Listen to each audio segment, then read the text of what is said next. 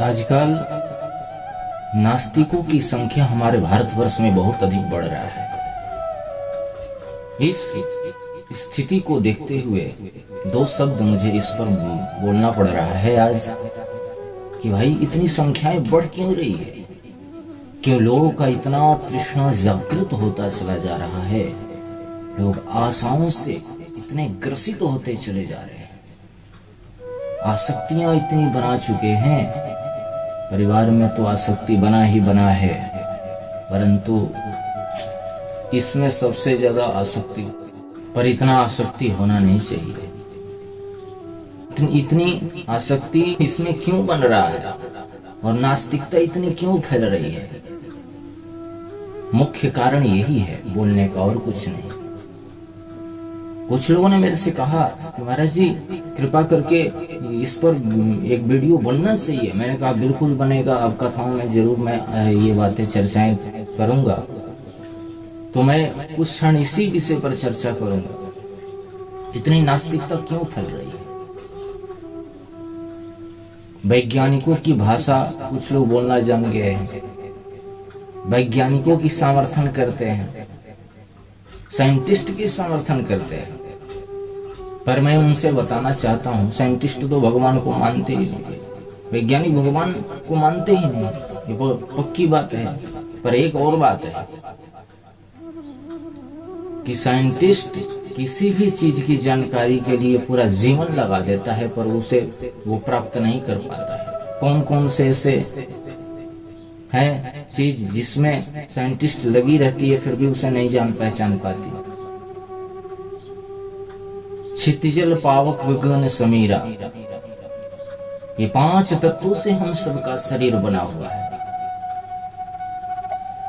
पर इन्हीं 5 तत्व को भगवान ने बनाया है। पृथ्वी, जल, वायु, अग्नि, आकाश। मैं उन साइंटिस्ट से पूछना चाहता हूं कि तुमने इन 5 में से किसी एक को बनाया? अरे तुम खुद उसी 5 से बने हुए हो, और उन्हीं 5 की जानकारी में तुम उसी चक्कर में लगे उसी में रिसर्च करते करते फिर तुम उस 5 में ही मिले जाते हो, फिर भी नहीं जान पहचान पाते कि ये बना कैसे। वैज्ञानिक कहते हैं कि भगवान होते नहीं है, तुम्हारे बाप ने इस आकाश को बनाया, पृथ्वी को किसने बनाया? तुम्हारे बाप के भी बाप को बनाने वाले वो कोई और नहीं, उनसे भी बड़ा कोई बाप है, वो है परम पिता परमेश्वर। उनको ये विचार करना चाहिए कि जिन भगवान को वो कहते हैं कि हम भगवान को मानते ही नहीं, उन्हें विचार करना चाहिए कि भाई इस आकाश को किसने बनाया, पृथ्वी को किसने बनाया?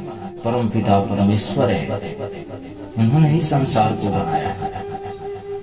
अच्छा, भगवान की कैसे अनुभूति करें कि भगवान होते हैं या नहीं होते? एक व्यक्ति बहुत देर से रट रहा था भगवान होते ही नहीं है। महात्मा चले आ रहे थे, बोले ये सब कुछ आप क्या ढूंढ रचाए हो, ये भगवान की क्या भक्ति करते हो, कोई भगवान नहीं होते। संत ने बहुत समझाया, बेटा देखो भगवान होते हैं, तो क्या प्रमाण है कि भगवान होते हैं? संत ने कहा देखो बेटा भगवान होते हैं ऐसी बातें नहीं बोलना चाहिए, भगवान होते हैं ऐसी बातें नहीं बोलना चाहिए। उस लड़के ने कहा यदि भगवान होते हैं तो कैसे होते हैं मुझे बताएं। बोले शक्ति का अनुभव किया जाता है, शक्ति दिखता नहीं है। वायु का अनुभव किया जाता है, वायु दिखता नहीं है। भगवान का अनुभव किया जाता है, भगवान दिखते नहीं है। लेकिन फिर भी इस बात को नहीं माना, फिर भी कहता ये बिल्कुल सब कुछ झूठा है, भगवान नहीं होते हैं। संत ने एक जोड़ का चट्टा लगाया उसके गालों में, और जैसे ही लगाया तो तुरंत वो गाल पकड़ के बैठ गया। बोला आपने मुझे मार दिया। संत ने कहा मैंने मारा तो क्या हुआ? बोला मुझे बहुत दर्द हो रहा है मेरे गाल में। अच्छा दर्द हो रहा है, कैसे? मुझे तो दिख नहीं रहा है, मुझे तो दिख नहीं रहा है, तुझे कहाँ दर्द हो रहा है? उस लड़के ने कहा मेरे गाल में दर्द हो रहा है। संत ने कहा बेटा जैसे तुझे दर्द की अनुभूति तुझे ही हो रहा है, उसी प्रकार से भगवान की अनुभूति भक्त को होता है। भगवान तो होते हैं पर भगवान की अनुभूति किया जाता है, यहाँ भगवान है।